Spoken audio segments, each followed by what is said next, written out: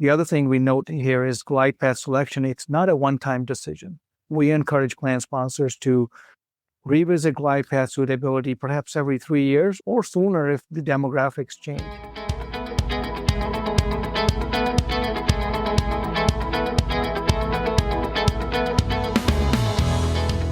This is 401k Specialist Editor-in-Chief Brian Anderson, and this is the 401k Specialist Podcast.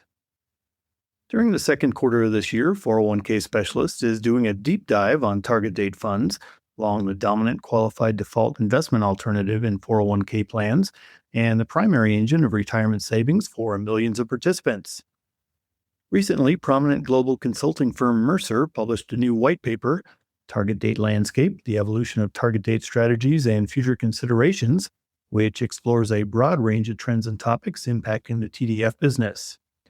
To drill down on some of the key insights from the paper, we're happy to be joined today by Preet Prashar, the Director of Defined Contribution Strategic Research Teams at Mercer and one of the authors of the paper. He has more than 20 years of industry experience and advises DC clients on target date funds, retirement income, and stable value strategies. Preet, welcome to the 401k Specialist Podcast.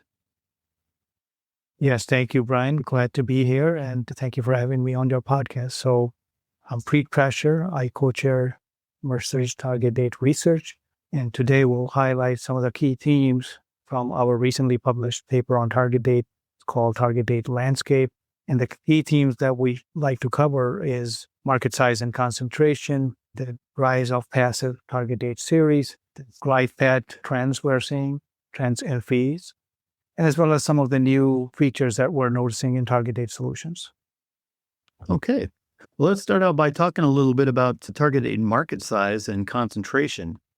Your report notes that there's been big growth in the market over the past decade. What's changed and why should plan sponsors care? Sure. So if we look at the target date market today, we estimate that market to be about $5 trillion. So at the end of year-end 2025, the off-the-shelf target date market, we estimate it to be about $4.7 trillion. So if we go back about 11 years, in spring of 2015, the target date market had just crossed about $1 trillion. That's off-the-shelf target date market.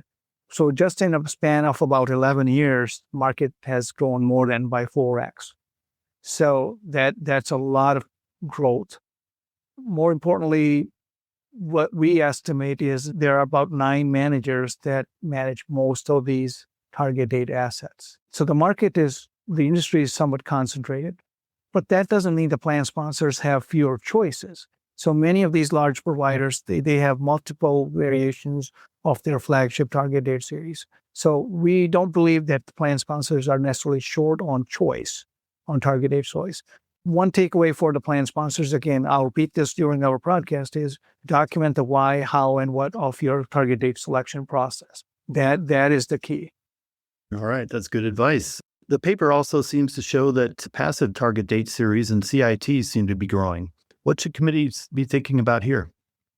Sure. Let me first explain why we think that, what are some of the reasons behind this growth. What we have found among plan sponsors, when they look at the results from the active and blend target date series, a lot of these series incorporate tactical asset allocation calls. By that, I mean that a manager may decide to change their glide path in maybe not in a major way, but to tweak their glide path over the next, say, 1 month to 5 years based on their short-term market outlook.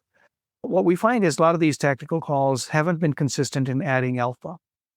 So that has not gone well with plan sponsors. The second thing we find is a lot of these series, they're active underlying funds, which are used in the active and blend series. They haven't been consistently adding value, meaning they haven't been outperforming their custom benchmarks. So these are the factors that are not necessarily in the passive target date series. Most passive target date series avoid making tactical calls. So they're very strategic in nature. And the plans, and they don't obviously use the active underlying funds. So the plan sponsors, they view this as a fewer things that can go wrong with a passive target date series. So that we think has been a major factor. And then the other key factor we think that's driven a trend towards passive is the litigation. So as you know, Brian, a lot of the litigation over the past few years has been around performance as well as fees. So the passive target date series typically have lower fees in comparison with blend and active. And then in terms of performance, especially performance relative to their custom benchmarks, passive series don't trail as much as an active or blend can trail.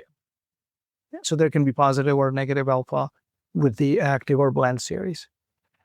And last thing I would point out here is that the window to recover from a mistake in defined contribution DC is narrower than in a DB. So in defined benefit, we often hear the term that over a full market cycle, XYZ product would outperform its benchmark. But in the defined contribution world, we have no idea when a participant might decide to leave their job, take their savings out, or decide to retire, or decide to allocate to another investment option. Meaning that a lot of plan sponsors, for this reason, they want a steady Eddie performance, more predictable. So that is all that combined has led to passive gaining market share. All right. That certainly makes plenty of sense. And I can definitely attest that the plan sponsors are certainly interested in mitigating litigation risk. Along those lines, I'm wondering if you can share any common missteps that you see plan committees making during target date reviews. Sure. So we have noticed some few recurring items or issues. One thing we often notice, overemphasizing one or two metrics. That's not to say they're only considering one or two metrics, but psychologically they may be more gravitated towards lower fees and performance only. What we stress is that it's a mosaic that the plan sponsor is putting together. So fees, performance, obviously important part, but also look at the glide path fit, especially in context of a plan's demographics. Is the plan sponsor comfortable with the glide path or the risk relative to the plan's population? So, and document that. And then the other thing we note here is glide path selection. It's not a one-time decision. We encourage plan sponsors to revisit glide path suitability perhaps every 3 years or sooner if the demographics change. So it's not a one-time set it and forget it type decision. I would say the other factor here is at times we notice there's inadequate documentation. So for example, many of our newer clients, when we look at what was the criteria used for selecting the incumbent target date series, sometimes we find that there's not adequate documentation, which is what we stress: document how, when, and all of those. And then lastly, and again, this is not a big trend, occasionally I've seen committee members trying to time the market. So for example, this was about a decade ago, one of plan sponsors, they wanted to exit out of a more aggressive glide path because their point of view was that market had a good equity run over the last 5+ years. So it was time to take money off the table and go into something more conservative. Now, these things are designed for 4+ decades in mind. So trying to time the market is not something we would encourage, but it's more about the fit, putting together the mosaic with all the other factors I've mentioned. Okay. Well, now I'd like to talk a little bit about target date fund glide path evolution. How have glide paths changed recently, and why does that matter for participants?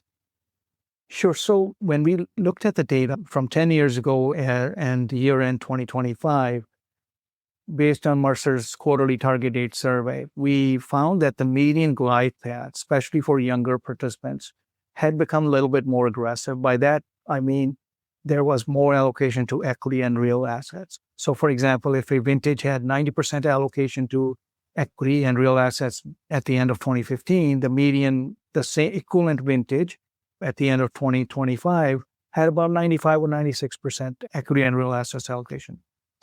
And the rationales, and why does it matter for participants?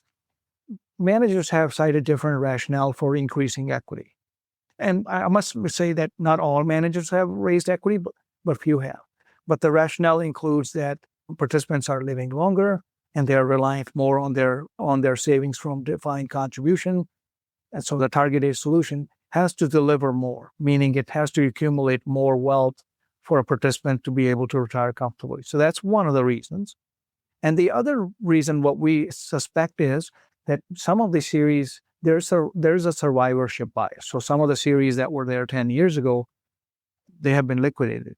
And partly because they were more conservative, their relative performance didn't look so great compared to peers. So there's that survivorship there. And the third reason we suspect is that there may be some managers who are more aware of peer performance. So having higher equity early on could definitely help relative returns. But again, I want to be cautious that that's not necessarily a cited reason, but potentially that could have played a role. Interesting. Okay. So now when it comes to fees and fiduciary considerations, it's no secret that with all the litigation that fees have been under plenty of scrutiny. What are the key considerations in this area for plan sponsors right now? Yeah, the fees have been increasing or decreasing over the past decade across active, passive, and blend series. So the fees have clearly decreased. But we continue to stress to the plan sponsors, fees are not everything. They have to look beyond fees. But I would also point out that lower fees continue to raise the bar higher for any new innovation to come in and make a difference net of fees. Fees is, again, being fee aware, of course, but are fees the only factor? We stress that it shouldn't be. All right.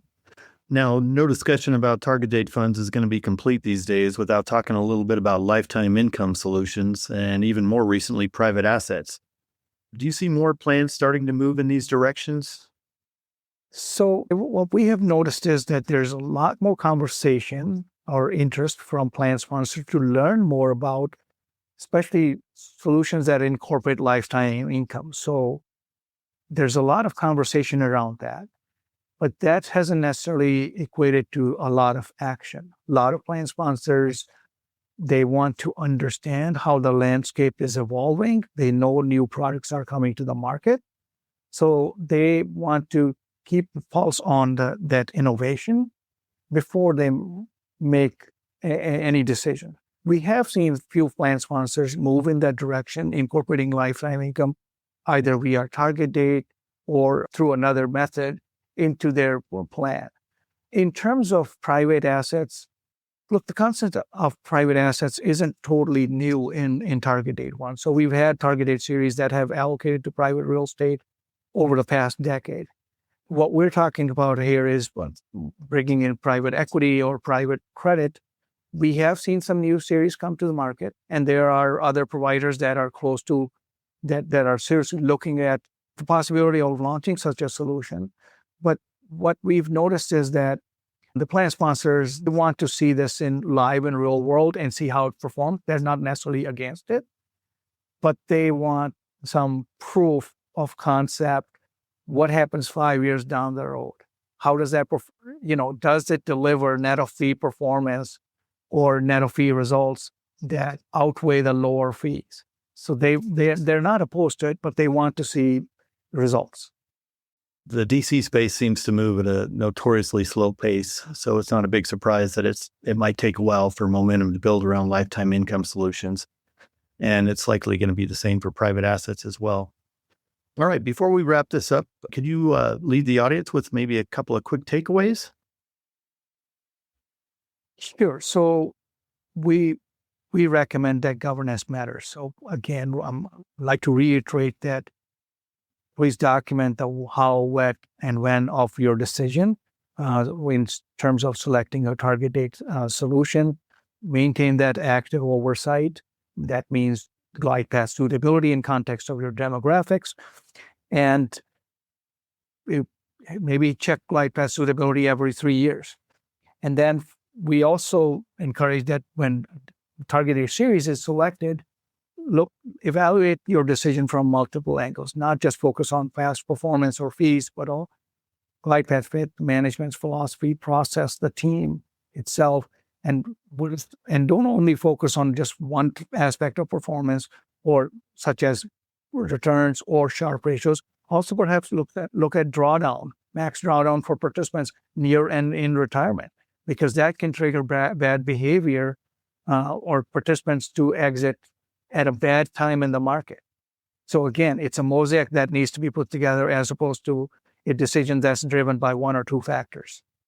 Within our paper, we find one of the questions we asked was, have target date solutions delivered?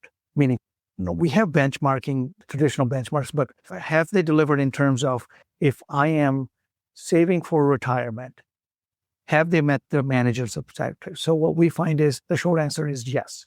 So many target date managers, they design their solution with a goal of 40 to 50% income replacement. So replacing your last year's paycheck, there's enough wealth accumulation from target date series that it can replace 40 to 50% of your last year's paycheck.